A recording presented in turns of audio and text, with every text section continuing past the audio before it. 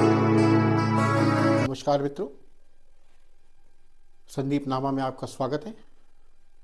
बांग्लादेश में हिंदुओं के हुए कत्लेआम पर आखिर इतनी खामोशी क्यों? बांग्लादेश में शरीफ उस्मान हादी की हत्या के बाद पूरा देश, पूरा बांग्लादेश जल उठा है, दहक उठा है। शरीफ उस्मान हादी के बारे में आपको बता दें कि वे जुलाई 2025 में हुए छात्र आंदोलन के अगुवा रहे। उनकी क़यादत में यह आंदोलन हुआ। उन्हीं के नेतृत्व में जैन जी सड़कों पर उतरे, शेख हसीना सरकार को अपदस्थ कर दिया गया। लूटपाट, आगजनी से पूरा बांग्लादेश दहक उठा। अल्पसंख्यकों के घरों में घुसकर मारा गया। हिंदू सिखों को ज्यादा टारगेट किया गया।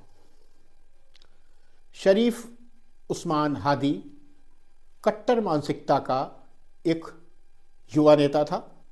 खासकर भारत विरोधी सोच के कारण भारत के खिलाफ हमेशा मुखर रहा, जहर उगलता रहा। इसी शरीफ उस्मान को पिछले दिनों बांग्लादेश में कुछ नकाबपोशों द्वारा गोली मार दी गई थी।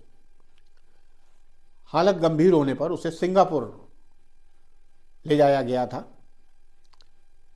और वहां उपचार के दौरान उसकी मौत हो गई।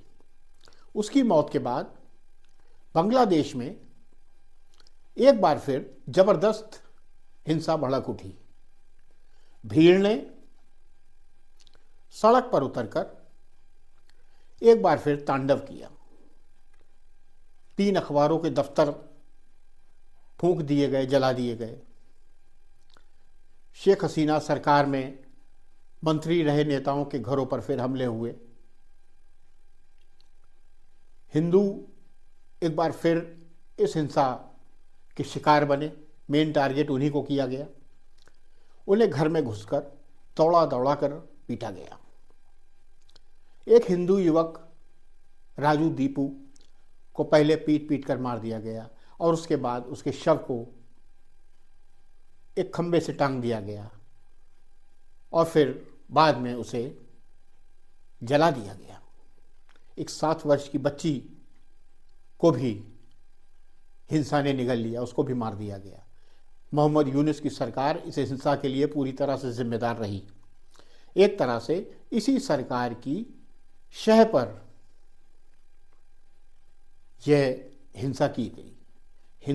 बांग्लादेश की हिंसा का एक मात्र जो कारण है वह यह है कि चुनाव या तो टाल दिया जाए या फिर ऐसी सरकार का गठन करना जो आईएसआई या मोहम्मद यूनुस के इशारे पर चले।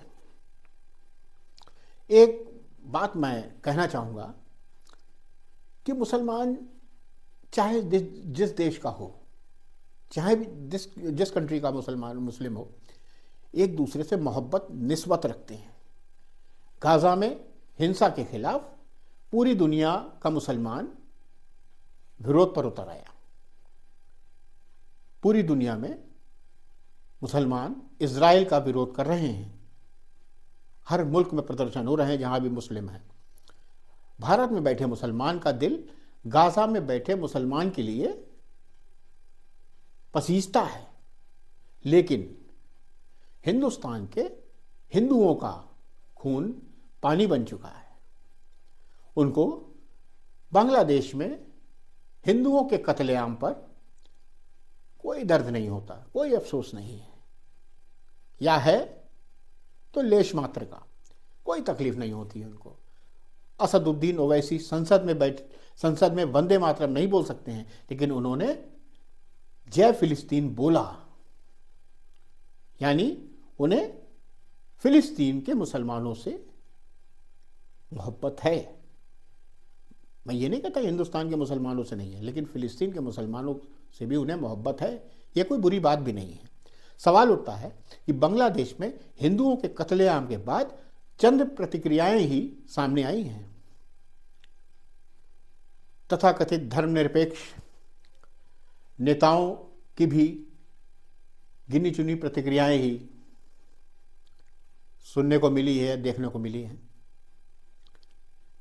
भारत सरकार ने भी इस घटना पर विरोध जताया है, लेकिन इतने दमदार तरीके से नहीं जितने दमदार तरीके से इसका विरोध जताना चाहिए, इस हिंसा का विरोध जताना चाहिए।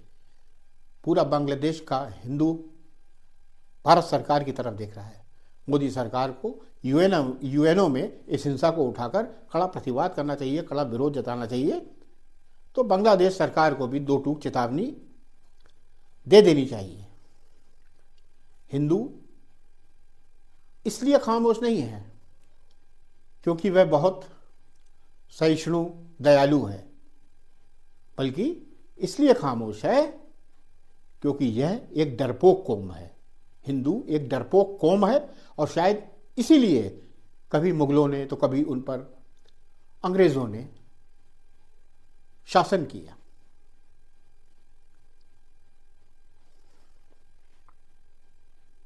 जय हिंद।